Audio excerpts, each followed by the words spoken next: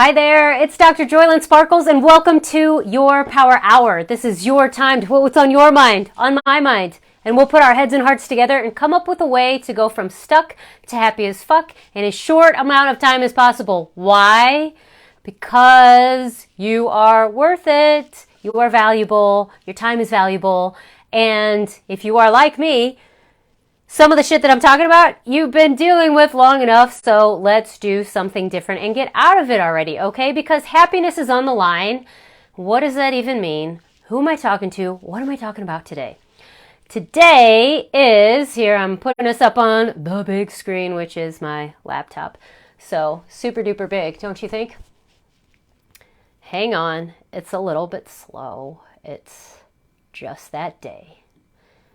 Are you having that day? I had that day like 2 days ago. Allergies make me super slow. You might recognize my voice is a little bit more raspy than normal because, yeah, I've totally got the allergy thing going on.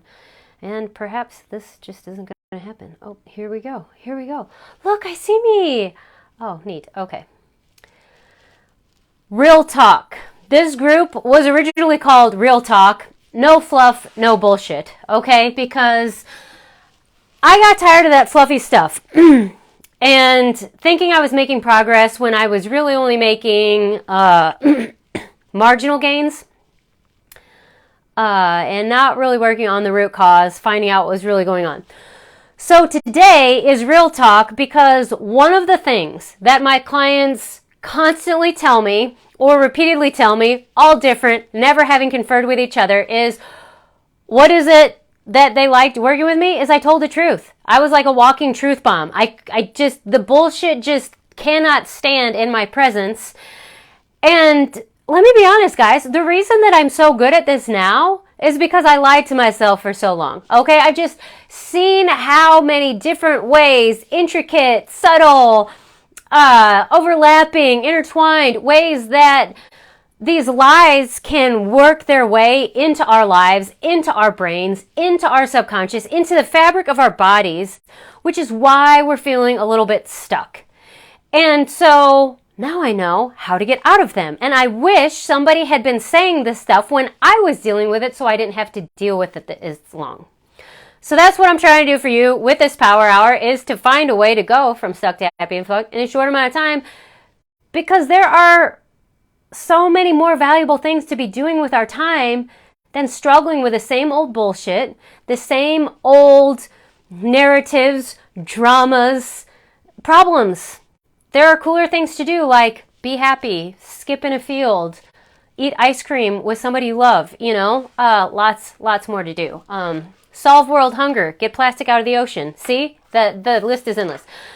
So I'm just going to kind of shoot from the hip because as I have allergy brain, most of these things will connect. I'm pretty good at that, but I have my outline written on a half piece of paper that I just did because that's just how we went today. But I'm going to start off with, who am I even talking to? Who are you that's in this group? Who are the people that work best with me? Who are the people that are actually being, yeah, I would like to get unstuck and happy as fuck. Like, what does that even mean? How do you do it? So who are you?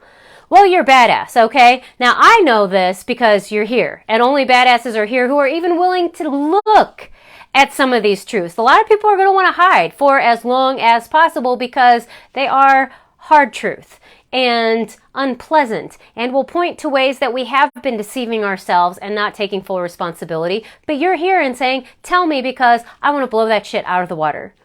But the people that tend to do that are like you. And you may not think like, well, that doesn't sound like a good thing to be, but you're an overthinker. And because of how you had most likely a dysfunctional family system that you came into, hi Caroline, happy to have you here. A lot of your thinking is negative. It was overly personalized because that's what infant or child brain will do. They'll say, it was my fault. I caused this because then I can change me and I can change the situation and get it go back to the way I wanted it to go. So we overthink and we tend to think negatively, especially about ourselves. You may have gotten the label, you're too sensitive, or now you've come to know, I'm an empath. Okay, so you're really sensitive. You got a fuck ton of feelings. You feel everything. It's kind of like lightning going through your body. And so when people say they feel this or that, you're like, that's it? That's all you felt? Like, I thought I was going to like burn to a crisp just then because I was so enraged, or I was just so overcome I couldn't even breathe, okay? You've got a lot of feelings, super, super sensitive nervous system, all right? You're smart as fuck, all right? Very intellectual. Now, with this, most of you are also gifted children. This will end up being a double-edged sword because you're smart as fuck, so your arguments sound really airtight. So especially when it comes to, hey, new possibilities for a greater future, you're like, that won't fucking work, and here's why, and it's an airtight case. Because in my past lifetime, or what I could have done that I didn't do, was be a lawyer and prove everyone else wrong about happiness being a possibility for me, okay? So there's a little bit of how, that could really kind of get you in the butt in a bit, but if you're that smart, it also doesn't take you that many repetitions to figure out what doesn't work, okay? And if you're really, truly smart, which I know that you are, you're actually now getting, the points, the information that it isn't working, and I'd just rather have something else. And so now I know enough of what doesn't work, I can set it down and look at what does work, and it won't take you as many repetitions. Your awareness is keen. You have a super sensitive nervous system. You're very attuned to what's going on in and around you, so it won't take very long for things to start turning around once you know how to do that, okay?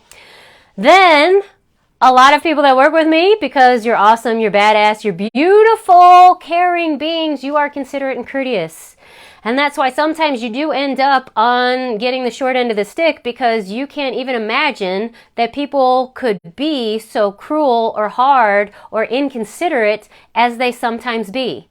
Because you wouldn't do that. And you know, and a lot of this is training, but you know how to include other people in the decisions. Well, this is happening and this is happening. That's why so many of you are such high-functioning beings and doing so well at organization and keeping groups, families, churches, offices running on all cylinders, because you know how to look ahead and have a ton of irons in the fire and consider people and their humanity. Now, unfortunately, for whatever reason, the one person that's been left out is you, okay?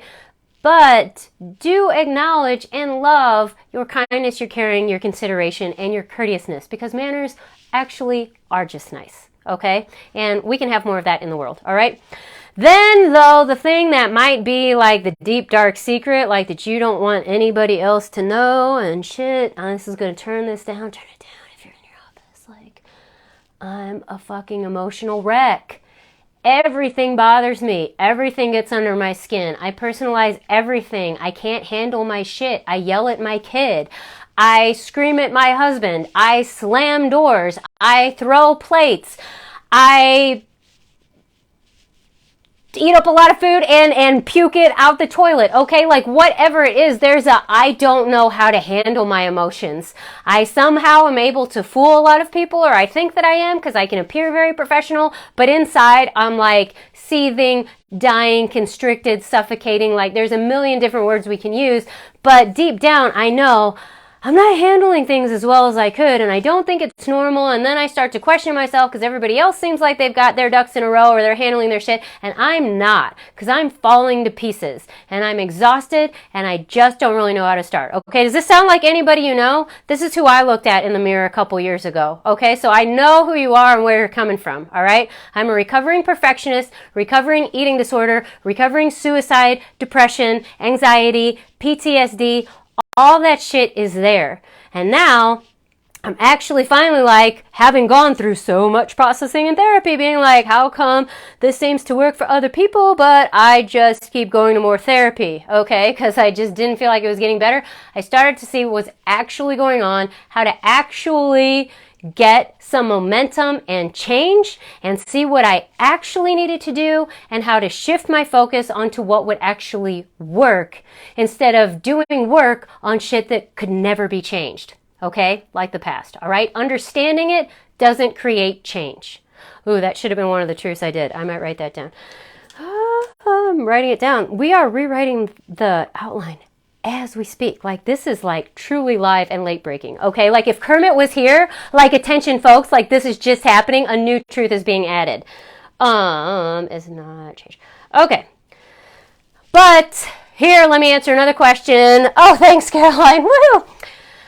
Why are you this way? Okay, so, and why I'm going to offer this information, why are you this way, is because I just want to extract the judgment. Because that's what often happens is we tend to look at why are we this way, again, thinking that understanding is going to create the change that we're going for. So if we could just understand why I do this or why he or she did this so that maybe I can understand why they did it so it wasn't about me.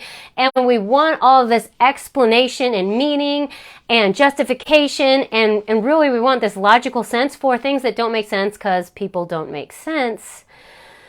So I'm going to give you the short and dirty so we can move along with this outline. Why is this that you're this way? Why are you overthinking, negatively thinking, an emotional wreck, not being able to handle your shit? You know you're smart, but you feel dumb because you can't get your life to work just the way that you want. Why can't you get your partner to listen to you? Like all of these things, like why is it this way? And the big thing is it's going to be one of two things that are often one and the same. It's programming and it's trauma. And what both of those things have done is actually, when it's childhood programming and if it's trauma, what happens is your brainwave patterns change. You go into an alpha or theta state, which makes you much more suggestible. So whatever comes in at that time gets in. There's no filter. There's no questioning. There's no, like interview process. It's just like, oh, this is how it is. Boom. And so from the age of 0 to 7, we're basically operating primarily in those brainwave patterns. When trauma happens, there's kind of this opening. And so things that get in, and then once they're in, and they start to be part of the operating system that then we make choices based on, according to, and repeat and live by ad nauseum until now. So that also is going to answer why can't I do this once and it be better? Why can't this one healing modality work? Why do I have to release this and then I'm releasing it again? How come I'm having to revisit this issue? Because it got in there really deep. It got in there really early, and there's so much repetition. Now, the good news is, because you are smart, it's not going to take that many repetitions to get out of it, okay? And nothing's a life sentence, so as soon as you recognize, hey, this shit isn't working, I don't want it anymore, we can get to the actual work that will work to actually get out of this, okay? Let me make sure. And the other part too is, why am I this way? The reason that it didn't necessarily get better, because everybody has trauma. Trauma is a rule here on planet Earth, okay? For one, you used to be attached to spirit, totally connected, living in bliss, knowing you're part of source. This is awesome. And then you come into the physical plane where you agreed to forget that was the truth of it, okay? That's traumatic. And if that wasn't enough, you incarnated into a body, okay? So you went from like 7th plus dimension to like 3rd to 5th dimension. Most of us were born in 3D, okay? So you're taking on a much denser physical reality. Okay, that's traumatic. Then, if that wasn't enough, okay, your body when you're like 9 months, like gestational period is normal. I don't know, I can't remember. Is your head like the size of a small watermelon or a large grapefruit? I don't know, whatever food product they think your head is. And then you try to go through a vagina that is not that size, okay? And if it wasn't just your big head, try your shoulders go next, okay? It's a little bit unpleasant for everybody. No matter how much people wanted to see you or meet you, or you decided you wanted to be here, that hurts, okay? And you were warm and cozy, and I laughed because I was like, yeah, if you didn't like what somebody said or didn't like what they ate, you kick them and they think you're cute. You come out, it's light, it's bright, there's noise and chaos, it's cold, and you don't know what the hell is going on. You can't move your limbs. And when you try to speak, it's garble, it's just screams and incoherent sounds. That's traumatic. Okay, so everybody had that experience. But then depending on who you came into, and most of you came into dysfunctional systems, the loving and consistent support that you needed to help regulate your nervous system did not follow. So that when chaos and bad things happened and you got this trauma experience and your nervous system got jarred, that the follow-up learning how to soothe, talk kindly to yourself, the smiles, the touches, the, hey, we'll get through this together. Hey, it's okay. Everybody does this. Oh, that's no big deal. That's just part of living in a body like this. We didn't get that. And so then it was up to our little infant brain to start processing and making connections and making it make sense. And it's basically just came up with, I fucked up. I'm fucked. I'm wrong. I shouldn't be here. I must not be worthy because the Creator just kicked me out of heaven. And I'm basically in hell. I thought it'd be hot, but it's actually cold. Like, these are the things that infant brain's coming up with. And then similarly with childhood, we might just not get the follow-up to where we also internalize, you're not that important. This person's important. Why are they important? Because you're small and you need them to survive and you're very aware of that. Like, you can't drive where you need to go. You can't move your limbs to actually go get food or drink. So you need this person. So this person's really important. But here's the thing that you might not actually know, because they're bigger than you and they are the one holding you and they are important for your survival. You think, oh, they're awesome. But they might be sick and have their own insecurity and trauma patterning to where you don't know that their lack of loving isn't because you're not lovable. It's because they don't know how to give it consistently. And so there's all these mixed up things, so much conflicting, confusing chaos going on. Small brain trying to make sense of it, and you did the best you could. But now living according to that is creating a lot of pain, and that's where we get super triggered, and that's why the emotions are intense, is because we didn't get the models and the consistency, and our education system has nothing to do, including this either, about how to self-regulate. Okay, so that's what we're having to learn now, all right? So we have all this going on, like, and if you're being like, well, fuck, I'm fucked, you're not alone, okay? We've all been that way. And honestly, I think Oprah did a fabulous job on her book with Dr. Bruce Perry, I think it was, but it does kind of leave you as, well, that explains a lot, but now I just know what's wrong with me, okay? And that tends to be the height of intellect and academic performance, is just to highlight the problem. And I'm going beyond that to say, what next? Then what, okay? Because childhood wasn't fabulous for you. You know you can do better, you know you're smart, but you're seeing yourself underperform or overreact and definitely have thoughts that aren't for your benefit and still making other people the main character of your life, okay? So how do you get out of that? 5 truths, okay? 5 truths that are going to set you free, all right?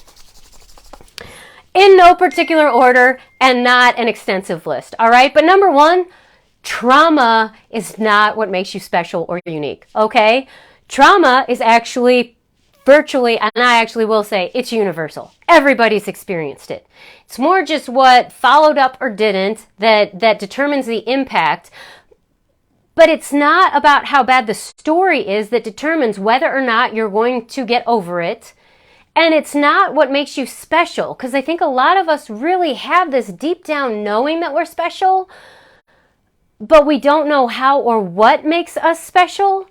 And so we think that it's in our trauma, because we can see people get a lot of fanfare when they've had a really extra, like, made-for-TV movie story. But it's not. Problems are not what make us special. And then part of the problem is that we've been connecting on problems, and that's how we've been creating connections, okay? So really, it's not trauma that makes us unique or special, okay? And then, let me see, because everybody has problems, and what we need to do to actually come out of it is recognize that trauma is not the big deal. And we're going to get to this. This isn't about minimizing, dismissing, but it's actually one of the other truths, and I'm connecting these things, is that pragmatics makes it possible. You actually look in the mirror and be like, but I'm still here. I may not be performing or living at the level that I'd like, but I'm still here, so it didn't win. It only wins when I say it does, and when I let that take over my life and my thoughts. But actually, I'm still here. My future's undecided. I can make it anything that I want. So, and that is actually what makes us special, is the future that we get to decide, the role that we came here to fill, that only we can fill, which is actually the reason that God needed us and said, you get to be here, okay? It's not about worthiness. It's not about permission because, again, we're going, okay, so here's truth number 2. It's just they're getting mixed up, okay? Pragmatics makes it possible. It's okay for you to be here because you're here. The permission's already been granted by you and the Creator, like the big guy, being, loving mother, whoever it was that had to sign that you are actually part of and completely intrinsically tied to. But everybody agreed that it was okay for you to be here because you're here. So we can stop wondering about that, okay? So that's a hard truth because it's going to be like, what? It scrambles the brain a little bit, but you're here, so it's okay that you're here. You don't have to ask permission from anyone else. The people who needed to give you permission already did. That's you and Creator, okay?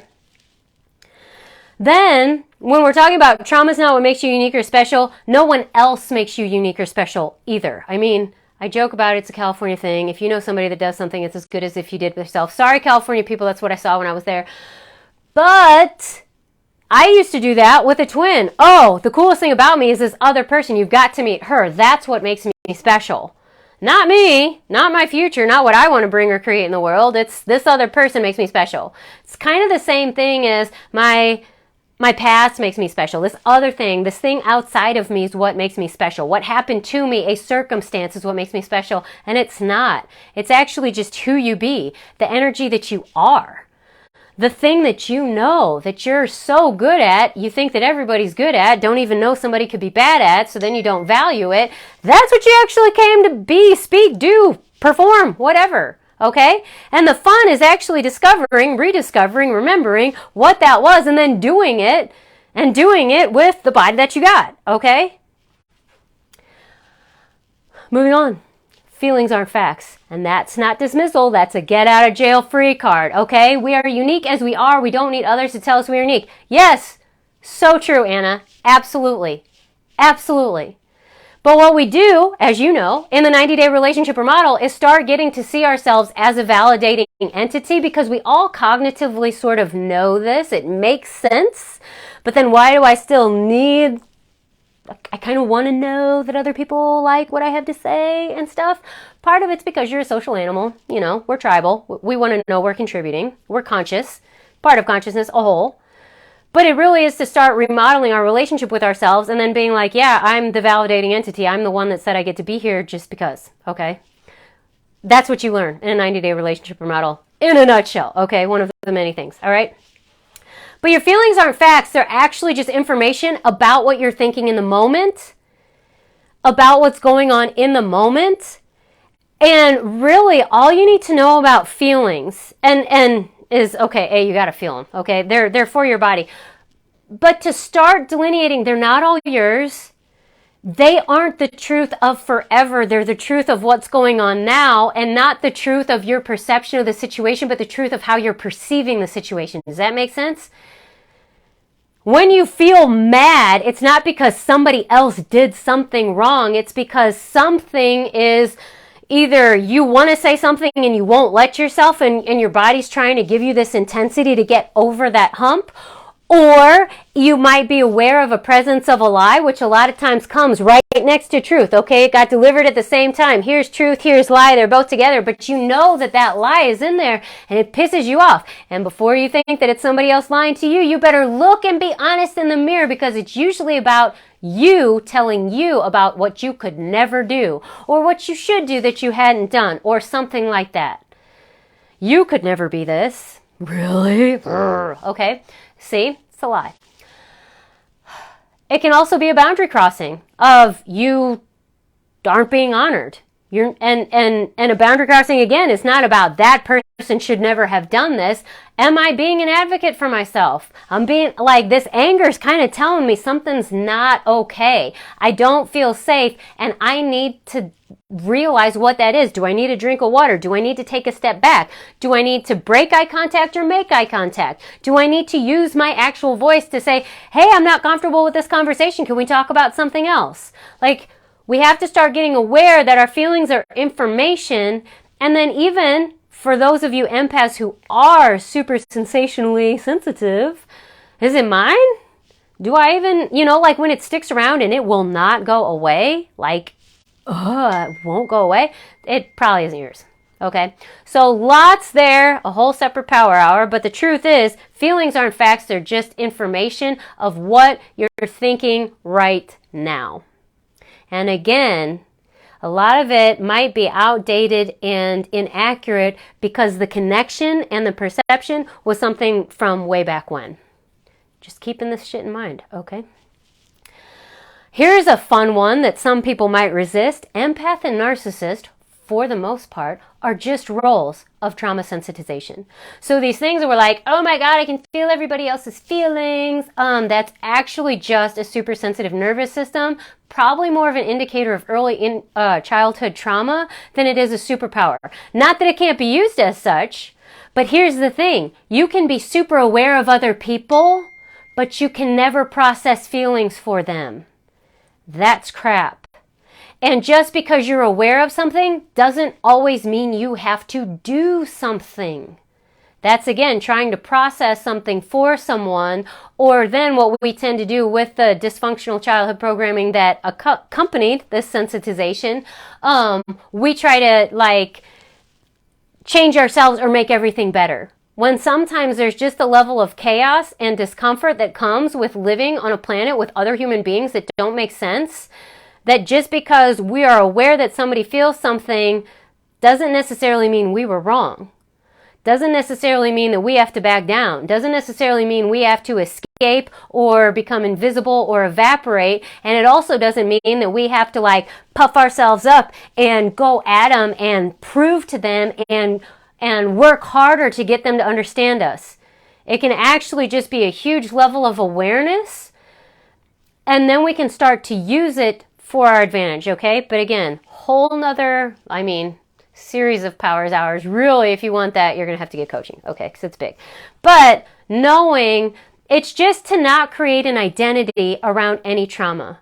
That's what the truth is basically about. It doesn't say, because empath and narcissist, because their roles, they're both trauma sensitization. It's just how you're using the energetic awareness that, yes, kind, caring empaths can be a narcissist in certain situations and relationships if it's the wounding and the pain that we give more presence and energy to and allow to speak and make our choices for us. That's what it really is. So starting to come out of these are hard and fast labels that can't be changed.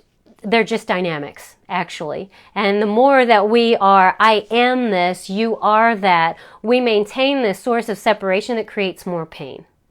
Okay, so let's be honest about it. It's not that big of a deal either. Then the past doesn't determine the future. And I know a lot of us, myself included, will be like, oh yeah, you want to bet?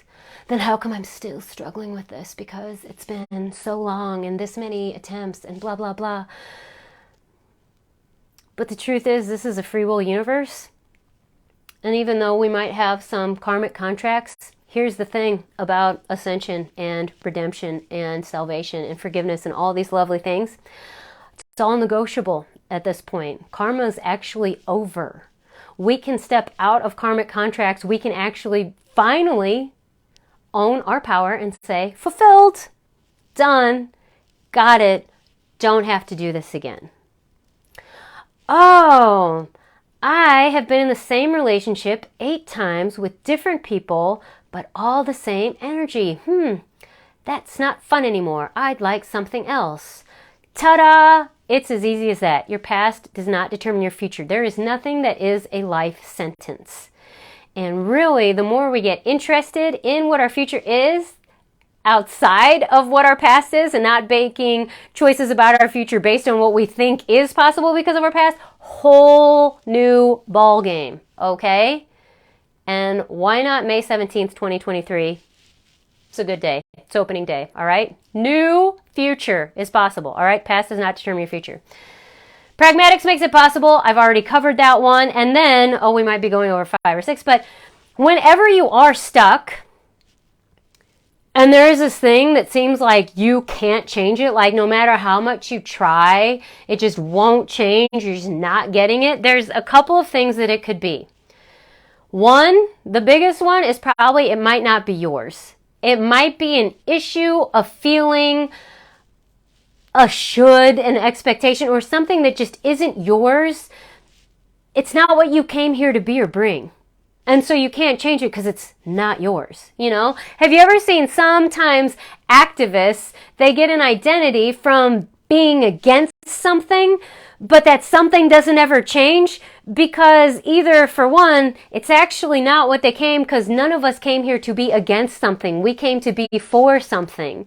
And so that thing can't change no matter how hard they work and how emotionally upset they get. Now, this can be true of a big environmental issue, or even you need to put the toilet seat down, okay? We can get really activist about stupid shit when we've really built up an identity about what should be right. Whenever we're fighting against something, or it's not really ours to change, it's not going to go anywhere. So really, is it yours to change? Is the feeling not going away? Is the issue not going away? It's either because it's not yours, or to work against something is to resist it, and what you resist persists. So it's going to have to be a way of taking a step back, a breath, giving a little bit of space, and finding a new approach. Because this trying and hitting it on the head and just going at it, if that hasn't worked, it's because it's not going to work, because it's really deep down is somewhere of this isn't right, this can't stand, I'm not okay if this is here, and it's on some level of lie and just us being like, no, what isn't okay. And that's not going to create much, okay? It's just going to create a lot of headache resistance, okay? Or here's okay, you ready for this truth bomb? And one other reason, and JOYLYN, I'm talking to you, is because you're being lazy or only doing something half-assed. Now, before you get really hard on yourself, let me tell you, one of the reasons that you might be doing this is because that's what you actually saw. Is people telling you to just dip your toe in the water, try it out, make sure you're sure, you know, don't put all your eggs in one basket. Like, there's a lot of reality training that will tell us don't go all in. But if it's something that we really want, and we really want to experience change on a really big level, we're going to have to go all in. And I actually have an ebook, All In is Success or something. I don't know. I'll put the link to that in there. But when we do things half-assed, that's when we get hurt, because that's when we are going to be like, no, I'm just going to ignore that obstacle. Oh, I want it to go this way, so let me focus on that way. Like, that's the only way it could turn out. And then we get upset and misinterpret the results because we were only focused on it could show up this way. When we're all in, we have way more awareness. The awareness of obstacles is not a focus on the negative. It's actually, this might come up, so this is how I can be prepared to handle it, so I'm resilient and I keep going. Big, big difference. But when you're half-assed and you're lazy, you do things once and be like, didn't work, it's not going to work. I did it 3 times, it's not going to work. Okay. But then not recognizing that we're actually in a physical body. We're going to have to recalibrate a nervous system. So it's probably going to take more than 1 to 3 times of doing anything at all before it becomes a new habit. Before we actually seamlessly do this new thing and find new results. Oh, here's the other thing. It's going to change inside before you see the change outside. So when you're doing it half-assed, you're absolutely certain you have to see it on the outside. Like, you're from the Show Me State, Missouri. Okay, yeah, I grew up right around there. Seeing is believing. That really discounts a lot of how the process actually works. And when we're half-assed, we demand that happen first, which means that we stay stuck. Okay? Deep down, it's really what other people will call self-sabotage, but it's just a really subtle, tricky, and very clever way of your subconscious being like, let's not change, because if we change, we could die, because I don't know what happens on the other side. So I love you and I want you to stay alive, so let's just only do this part way. And then we'll end up back here, but we'll be alive, okay? See, that's what happens. Survival brain, it just ends up back here, all right? So those are the truths, all right? Now, that's a jam-packed power hour. Enough right there. But I do want to give you 5 possibility phrases, questions that can actually help you shift out of this, and I'm going to go over them real quick. The number 1, especially when you're dealing with trauma. So what? Because at the end of the day, if your so what isn't, I'm standing here so I'm proof that it didn't get me, that I'm proof that the future still exists because I have a desire in my heart, that's what so what will end up as. Every other so what, there's a so what after that. And if it really just becomes you'll start to hear what you've been telling yourself and making a big deal, it's not a big deal. So ask so what? Not to minimize, not to dismiss, but to get to the real truth of so what? Oh, yeah. I did get abused as a kid. Okay, so what? Yeah, that really hurt. Okay, so what? Well, I don't want to hurt anymore. There you go. Okay, so then what? Okay, it's going to help. It's going to help. But you got to do it in a nice way, all right? That was then, this is now. I had a coach give me that. It actually helps a lot. That was then, this is now. It's actually just to give yourself a really nice cliche phrase that you have stepped through a threshold. Something else actually is possible for you now, okay? I love, because it's my tagline, I happen to things, all right? That shit may have happened to you, but now I happen to things. That's what happiness is being happening. I'm happening. I'm in the present. I'm happening. I can see all this, and this. Now, how do I happen to this situation, okay? How do I make this fun for me? How do I show up? Who do I want to show up as? Like, how am I happening right now? And a lot of times we'll see, oh, right at this moment I'm happening by shrinking, by getting annoyed with people, by hiding in my house, by comforting myself with food for the 80,000th time, even though I'm not hungry. How do I happen to things? If I was really being me, how do I happen to things? I set this down. I write something down. I make a call. I get in my car. I do the thing that I know I've been putting off, okay? I happen to things. I make things happen, all right? And then here's another one, because I said so. Why are you valuable? Because I said so. What makes you okay to be here? Because I said so. How long is this going to take? As long as it takes, because I said so. Everything, like, you are the master of your universe, so everything is really just because you said so.